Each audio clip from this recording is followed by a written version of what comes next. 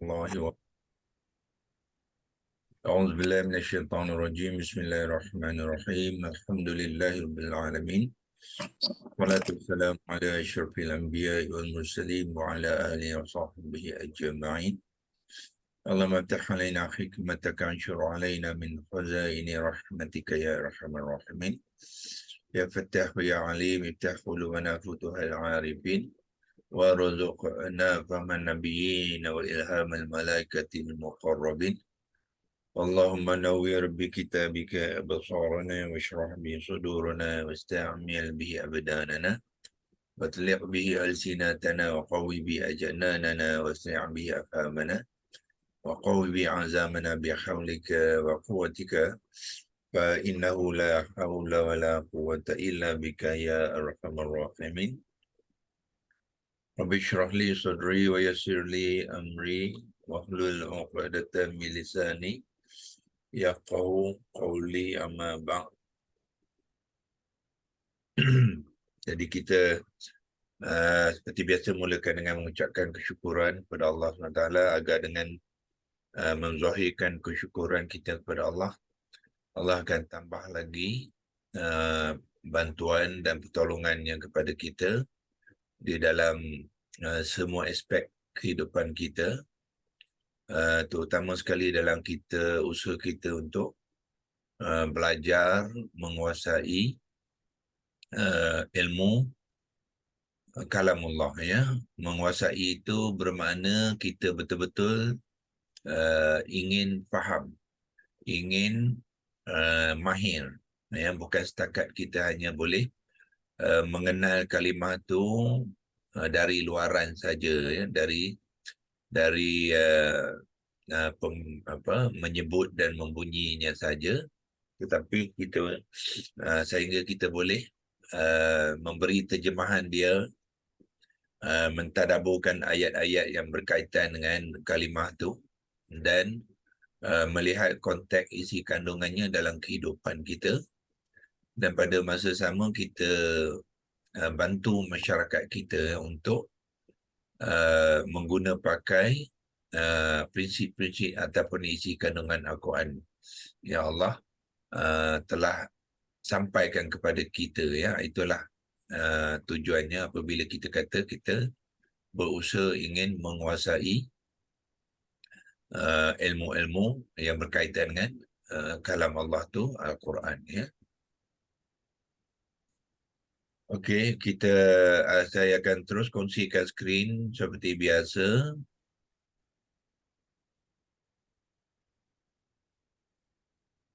Ya, dan saya mutekan mikrofon supaya tidak ada gangguan.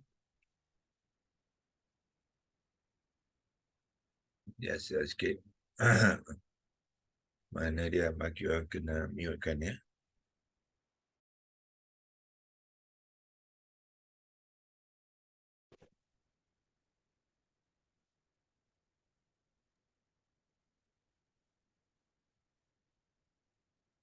Okey, kita sekarang memulakan syarahan ataupun perbahasan, ya, ataupun perkongsian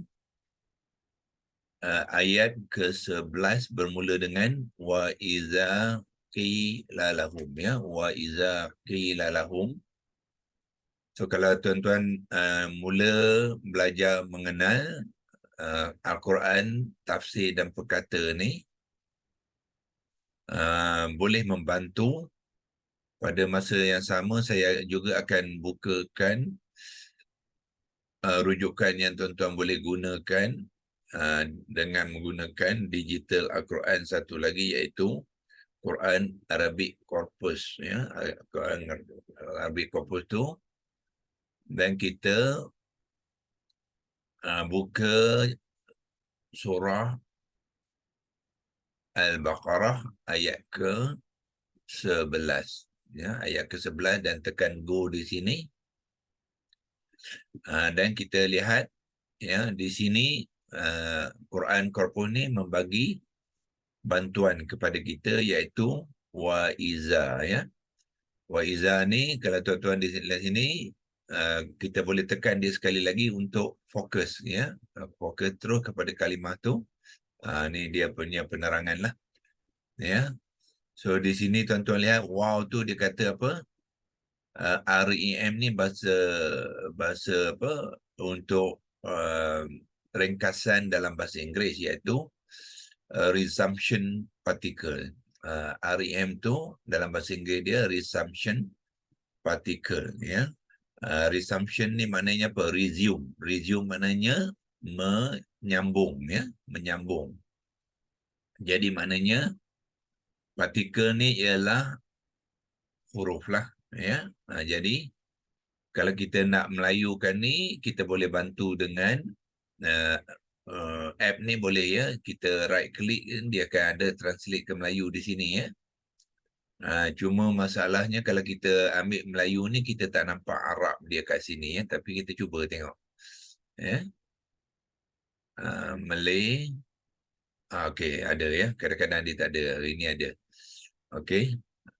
So dia kata kat sini apa? Zarah penyambungan awalan. Itu masalah sikit, ya, sebab dia translate Melayu ni dia menggunakan translation Google, ya.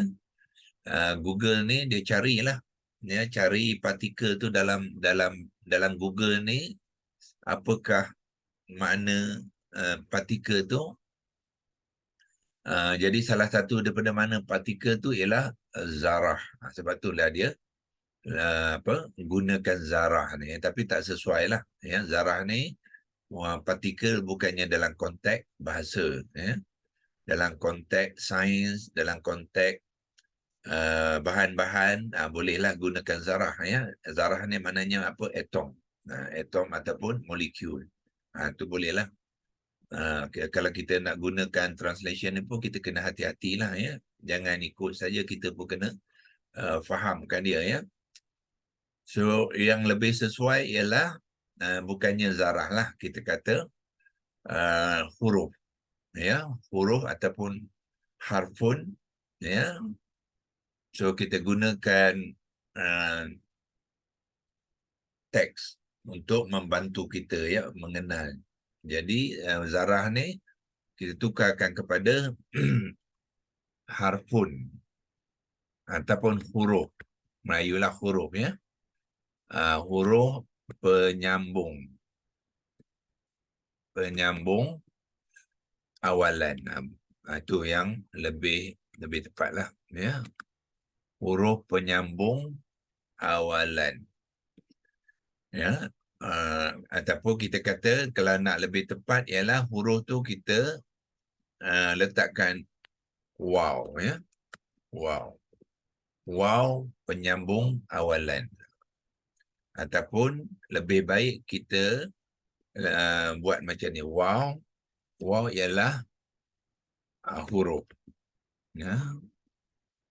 Huruf penyambung, sebab kita nak fokus kepada wow tu, jadi kita namakan dia sebagai wow, dan wow tu sebenarnya ialah huruf, ya. Ataupun kita boleh kata wow tu ialah kata huruf pun boleh juga.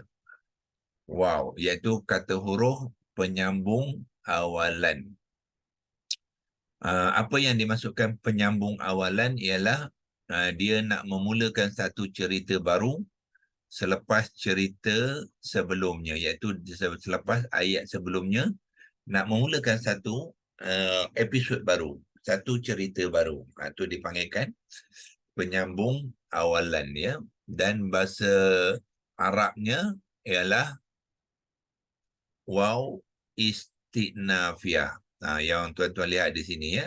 Itu dia. Waw istinafiyah. Itulah yang dimaksudkan dengan waw kata huruf penyambung awalan. Itu istinafiyah, ya. Istinafiyah. Tetapi cuma tuan-tuan kena hati-hati dari segi penulisan dia lah, ya. Sebab penulisan ni menggunakan penulisan yang lama, ya.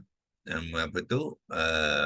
Resam imla tu dia berbeza dengan kalau kita menggunakan penulisan resam Osmani, ya. Sebagai contoh sini, al-waw ni, bila kita menulis dalam ta'rifah sekarang, dia bukannya alif, tetapi hamzah wasal. Ya. So, maknanya kalau ini pun kalau kita nak perbetulkan, elok tuan-tuan, perbetulkan sekali. Ya. Iaitu, kita gunakan leksi logos. Ya. Pergi ke leksi logos. Sini kita tambah satu bahagian leksi logos tu untuk menulis jawi dia. Ya, dan kita tulis jawi di sini menggunakan ejaan yang betul lah, ya, untuk kita supaya kita tak keliru, ya. Tiap-tiap kali kita menulis kita konsisten, itu tujuannya, iaitu kita menggunakan hamzah wasal, al-waw. Ini ejaan yang betul lah, ya, ejaan yang sepatutnya kita gunakan sekarang lah. Lepas tu istinafiyah, tadi tuan-tuan lihat dia gunakan alif juga. Ya, ingat dalam apabila kita belajar Al-Quran, bahasa Arab Al-Quran ni, alif tidak boleh dibunyikan, ya. So, bukannya alif. So, dia adalah hamzah qata'. Ya, kita betulkan sikit, bantu dia, ya. Jangan kita ikut saja, ya. Is tu, sim tu boleh ditandakan dengan sukun. Ya, lepas tu ta, walaupun kita tak bariskan, tak mengapa, tapi kalau tanda sukun dengan tanda tasydid tu, kita masukkan, ya, untuk membantu penulisan tu. Kemudian hamzah. Hamzah ni dia sukun. Letakkan sukun. Yang sukun tu letakkan sukun dia, ya. Non, alif, istinafiyah. Pa, ya, ta. Ya. Jadi tuan-tuan kena biasa, ya, menulis ni. Supaya bila membuat penulisan, kalau kita nak berkongsikan nanti, nak nak membincangkannya dengan kawan-kawan kita di tempat lain, di luar negara, ya, dengan menggunakan digital ni, memang kita tidak dapat elakkan, ya, kena menggunakan penulisan secara online, ya. Jadi itu ejaan sebenarnya al-waw istinafiyah, ya. So yang ni kalau tuan-tuan tengok terdapat apa? Terdapat kedudukan di antara huruf-huruf tu terlampau rapat, tuan-tuan boleh jarakkan dia, ya. Jarakkan dia. Contoh tu ta dengan hamzah qata' tu terlampau rapat, tuan-tuan gunakan penjarak ni, tekan dia sikit. Bagi dia selesa sikit lah, ya, orang kata, ya. Selesa. Begitu juga hamzah qata' dengan non tu pun terlampau rapat. Ya, terlampau rapat. Gunakan ni. Boleh, tak mengapa. Ya, bagi dia kalau nak jauh pun tak apa, ya. Dia tidak merosakkan makna dia, ya. So istinafiyah. So yang inilah yang sepatutnya bila kita membincangkan tadi, di mana di korpus ni ejaan dia yang sepatutnya, ya. Jadi tuan-tuan kena juga belajar, ya, memastikan ejaan tu ejaan yang lebih tepat lah, ya. Bukan mengatakan dia tu salah, tidak, ya. Tapi itu penulisan lama, ya. So kalau kita nak bantu di sini tadi, kita copy dia kat sini, itu ejaan dia yang lebih baik lah, ya. Al-waw istinafiyah. Ya, sini adalah hamzah wasal dan sini adalah hamzah qata' yang berkepala alif. Ya, itu ejaan dia. Okey, itu bagi kalimah waw, ya. Kalimah waw, kalau kita nak bantu dia dengan dengan arrow, okey, ya. Yang ni tadi sebab kita nak membetulkan yang ni tadilah, ya. Ini Arab dia. So waw istinafiyah tu yang dimasukkannya yang berwarna biru tu, kita arrowkan dia supaya kita nampak apa yang kita bincangkan tu. So waw istinafiyah ni yang dimasukkan ialah yang ni lah. Ni dia. Yang pertama tu, ya.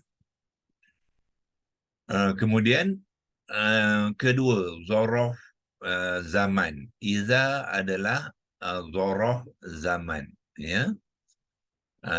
Bahasa Inggeris dia dipanggilkan adverb, ya. Zorof ni ialah adverb. Bahasa Melayu tak tahu apa yang sebenarnya, ya. Sebab bahasa Melayu dia tak ada adverb ni ialah apa? Ya, tak ada. Bahasa Melayu dia tak ada terminologinya adverb ni, ya. Kita tengok. Adverb kata sifat. Nak kata sifat pun tidak juga. Pasal kalau bahasa Inggeris kita translate dia memang kata sifat. Ya. Yeah. Okay. Kalau kita tengok sini, bila kita translate, dia guna adverba pula, ya. Adverba. Dia kata sifat tu bolehlah, tapi masih lagi tak tepat sebenarnya, ya. Jadi dia hanya kita boleh fahamkan dalam konteks penerangan saja, iaitu kata huruf yang mengaitkan dengan masa. Itu dia. Ya, zorof zaman ni ialah kata huruf yang dia bukan huruf pun, kata nama pun. Dia kata isim. Isim yang mengaitkan dengan masa. Isim mengaitkan satu perkara itu dengan masa. Itu yang apa? Yang terbaiknya kita nak menerangkan dalam bahasa Melayu, ya, sebab dia terminologi untuk adverb tu tak ada dalam bahasa Melayu. Jadi Arab dia apa? Zorof zaman. Jadi tuan-tuan kena tahu dua-dua, ya. Elok mahirkan yang bahasa Arab ni, kemudian faham bahasa Melayu dia. Ya, faham dalam bahasa Melayu untuk keterangan dia. Kadang-kadang kita boleh membantu kalau kita menggunakan bahasa Inggeris dia sekali, ya. So tiga-tiga ni biasanya dapat membantu dengan supaya kita lebih faham, ya, tentang setiap kalimah. Jadi ini adalah dua kalimah. Maknanya kalimah yang pertama ni, tuan-tuan, ni satu ni adalah satu kalimah. Dia bermakna kalimah yang satu ni, pertama ni adalah gabungan dua kalimah, ya.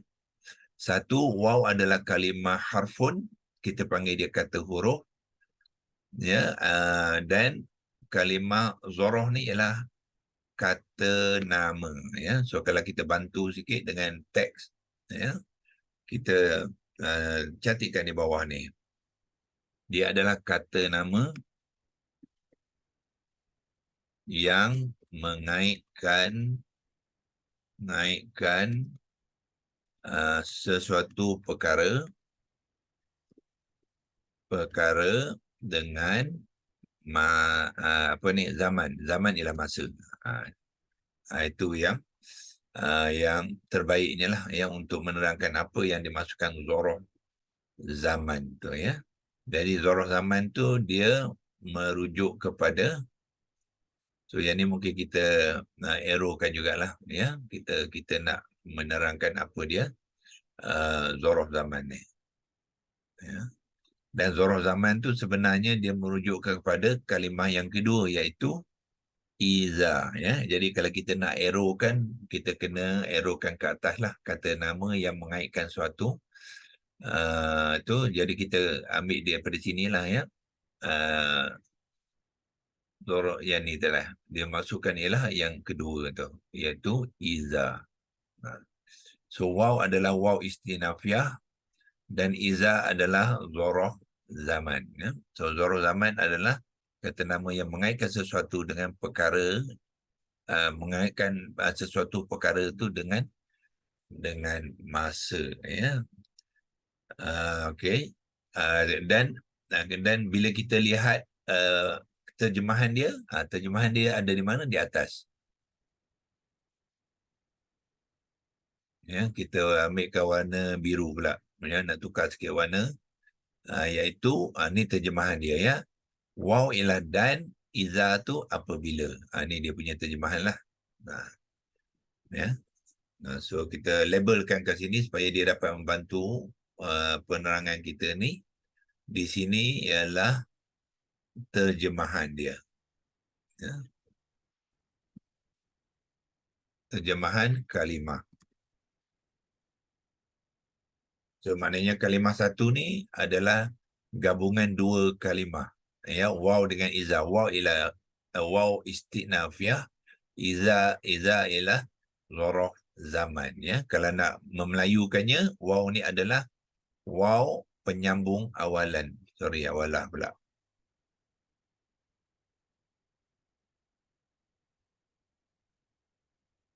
Awalan. Awalan tu apa maknanya? Di awal kalimah lah. Ya, bahasa Inggeris dia panggil apa? Prefix. Ya, kalau kita tukar bahasa Inggeris tadi dia akan letak prefix. Itu yang dimasukkan awalan, ya.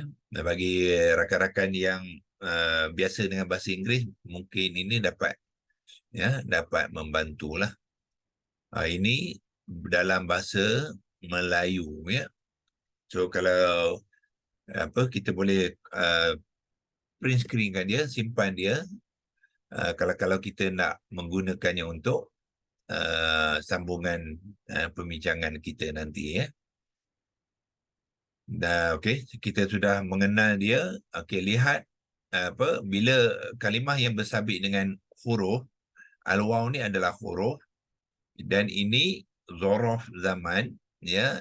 Kalimah yang terbabit dengan kata nama zorof, dia tidak ada huruf akar, ya. So maknanya bila kita membincangkan ni dalam membina ataupun membentuk kalimah tu, dia tidak terbabit dengan huruf akar, dia tidak terbabit dengan kata dasar, ya.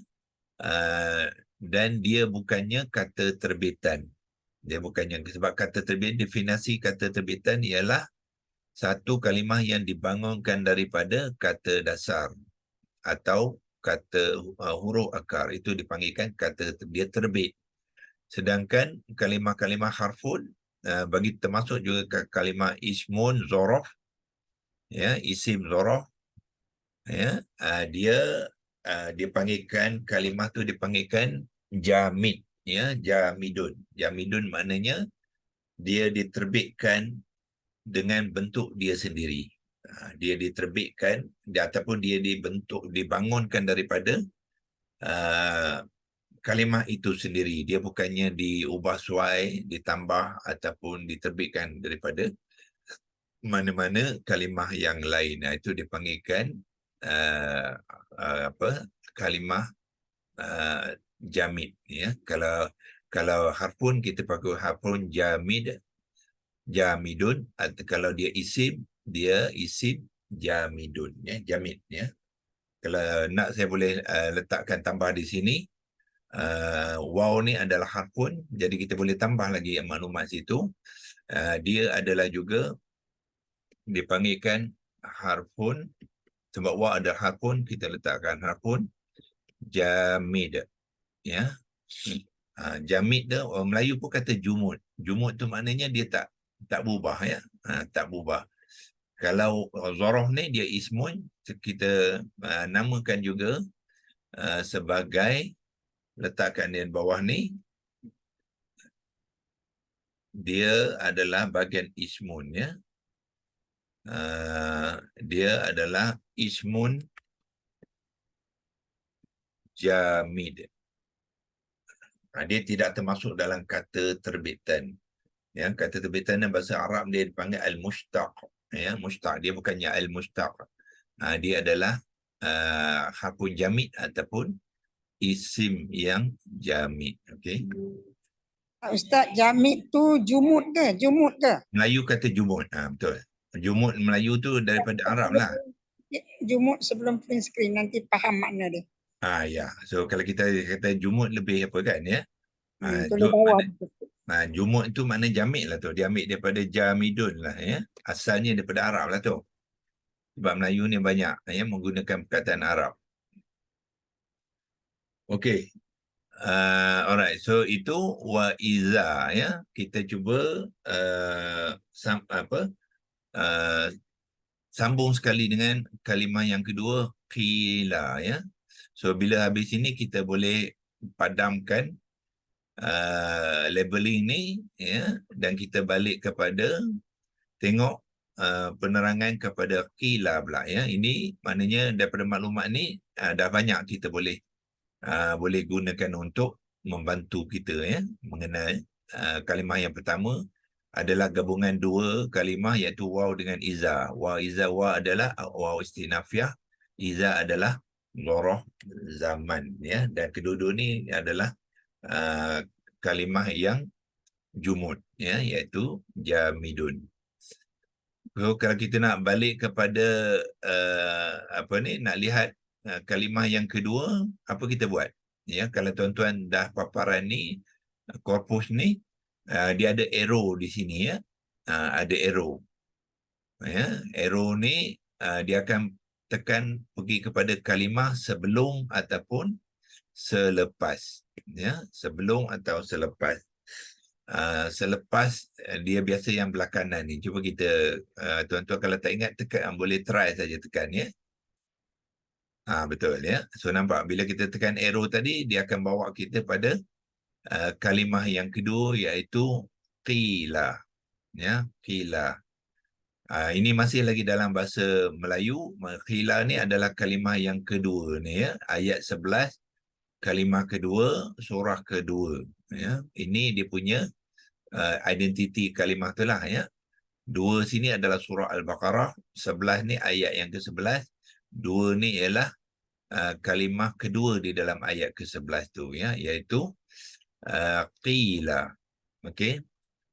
So pertama sekali kita bila tengok kalimah qila ni, ya, bentuk ini, ya, bentuk ni sepatutnya kalau kita sudah biasa dan mahir, dia adalah dalam kumpulan fi'il madhi majhul, ya, fi'il madhi majhul. So kalau tuan-tuan tak biasa gunakan korpus Arabic, korpus ni, tengok di sini di mana dia kata majhul, di sinilah dalam bahasa Arab ni. Fi'lun madhi mabni lil majhul. Lil majhul maknanya kalimah fi'il madhi majhul. Majhul apa makna dia? Pasif, ya. Ini dalam Melayu dia. Kata kerja iaitu fi'lun, sempurna tu ialah madhi, pasif ialah majhul, tunggal adalah bilangan pelakunya iaitu seorang, ya. Maskulin, maskulin muzakkar. Orang ketiga ialah ghaibun, ya, ghaibun. Orang ketiga, orang itulah penengan kepada qila, ya. Okey. Okay, so mana bila memberikan terjemahan dia mesti memberi terjemahan dalam konteks majhul, iaitu pasif, bukannya aktif, ya. Dia aktif qila ni apa dia? Qala. Ya. Lihat dia di sini dia bagi 3 huruf akar di sini, ya. Ni qaf waw lam. Ni 3 huruf akar dia. Qaf waw lam. Ya, saya kotakkan warna merah. Yang ni dia. Ini 3 huruf akar dia. Qaf waw lam.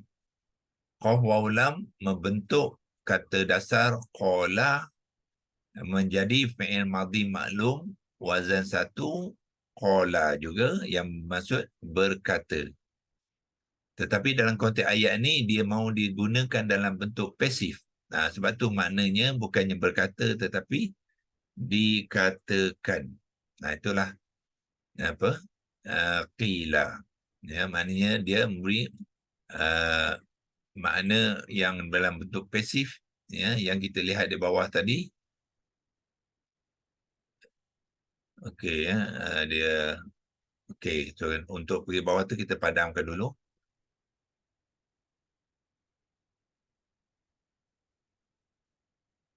Clear drawing dan pergi bawah, iaitu dua ni, ya. Saya kotakkan supaya dapat tuan-tuan dapat fokus, iaitu majhul, ya. Dia bila dia majhul bermakna dia pasif. Pasif bukannya aktif. Jadi kalau pasif, dia tidak boleh menggunakan kata kerja bentuk aktif.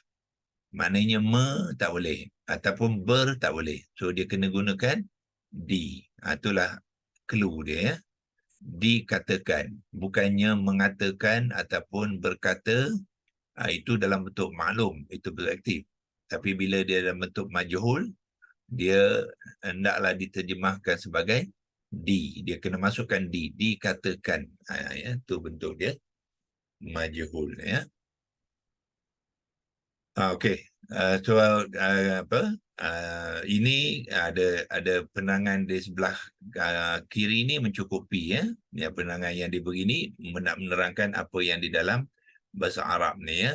Fi'il majhul, fi'il madhi mabni lil majhul ya.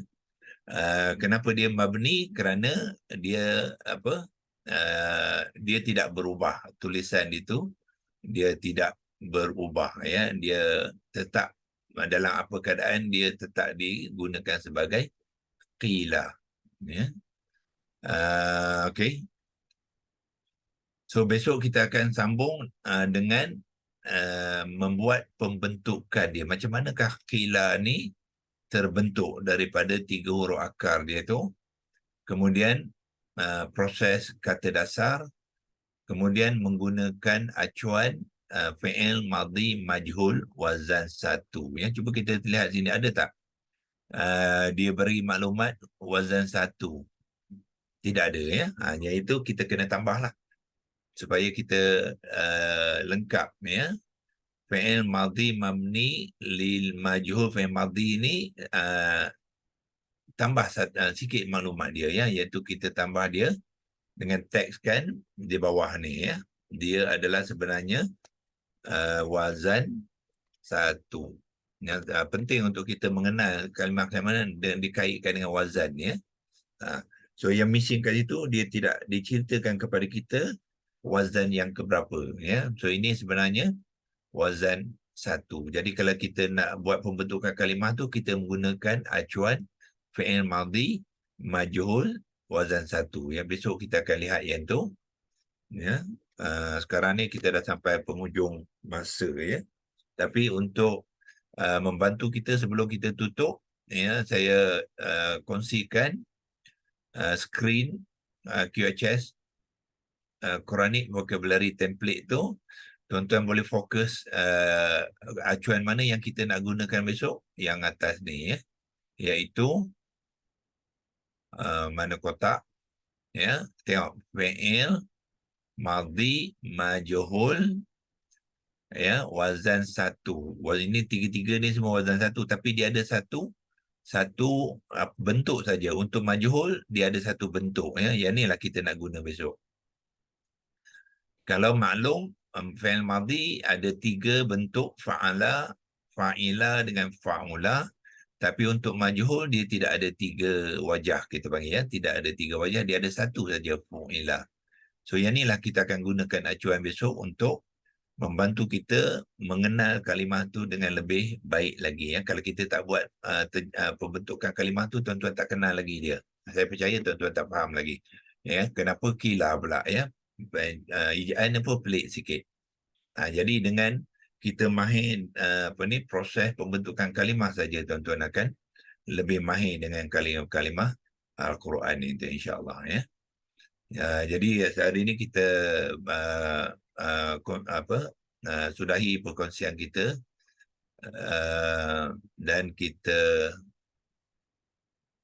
sambung. Doktor, saya nak Ya. tanya sikit. Apa Ya. nama, saya punya ni kan, dia tak keluar dia punya terjemahan bahasa Melayu bila saya klik kanan dekat tu kan. Dia tak keluar bahasa Melayu ya? Ha. Oh, okey. Itu kena praktis sikit ya. Macam mana nak dapatkan terjemahan tu. Dia macam saya tu, saya dah set dia. Jadi bila saya set tu, dia dah straight sajalah. Kalau kita nak buat macam mana? Kalau kita nak cari tempat Saya lain. dekat setting tu. Dekat setting tu ada, boleh buat terjemahan bab berbagai bab. Betul. Ya. Dekat setting lah. Dekat setting tu, mana dia tadi? Terjemahan, pilih terjemahan. Sini ya. Sini kan? Saya rasa ada dalam sini. Setting. Tak nampak tu. Oh tak Saya on. dah Saya dah off kongsi dah. Okey, sekali lagi. Okey, saya ni sebab dah setting, jadi saya right click saja, dia dah automatic dia ada dah ya. So kalau belum pergi ke atas ni, ada 3 dot ni. 3 dot kanan ni kan? Ni. Ya. Okey. Dalam tu kalau tekan di situ, dia ada setting. Ni ya. Ni ada setting kan? Okey, cuba tengok dalam setting tu. Language. Mana dia punya manage your Google account, sync, customize, import. Tak ada kat sini ya? Dekat language kot, doktor. Language ya? Cuba tengok Okay, dekat kita language. balik ya. Ni tu ada tepi tu Dekat ada kiri, dekat kiri. kiri Dekat sekali. kiri ni. Kiri tu ada language. Cuba tengok terjemahan dia. Kiri. Sekejap ya. Outside of the box. Oh, sini ya. Okey, betul. Ni ya, ada language ni. Okey, pergi ke language tu. Content preferred language. Malay. Kena buat tu dulu ya. Bila dah buat tu barulah lain kali kita klik dekat situ saja. Okey. Bila dah ada tu, bila kita klik dia terus ada yang ni. Ya. Tapi Ustaz, saya nak Melayu tapi saya dapat Indonesia je. Apa? Malaysia ya? Saya nak tekan Melayu tapi saya dapat Indonesia. Macam mana? Oh, dapat Indonesia? Tak adalah dia punya ni. Dia tak ada translate tu Melayu. Dia tulis translate tu apa? Indonesia. Ya. Tak apa, saya cari nanti. Okey, itu saya tak tahulah sebab tu kena cari, kena check dululah. Okay. Kalau tak ada macam tu, ambil Google punya translate. Dia ada terjemahan Basmeh. Okey. Kalau dia memang tak dapatnya. Dia ada banyak terjemahan tapi Basmeh, tak pilih Basmeh. Ambil translate. Basmeh. Okey. Ya. Terima kasih. Okey, so kita akan sambung besok ya. Wabillahi taufiq wa hidayah. Wassalamualaikum warahmatullahi wabarakatuh. A'udzubillahi minasyaitonir rajim. Bismillahirrahmanirrahim. Allahumma arhamna bil Qur'an waj'alhu lana imaman wa nuran wa hudan wa rahmah. Allahumma zakkirna minhu ma nusina wa 'allimna minhu ma jahilna warzuqna tilawatahu ana al-laili wa atrafa an-nahar. وجعل لنا حجة يا رب العالمين وصلى الله على سيدنا محمد وعلى آله وصحبه وبارك وسلم والحمد لله رب العالمين تقبل الله منكم منا ومنكم تقبل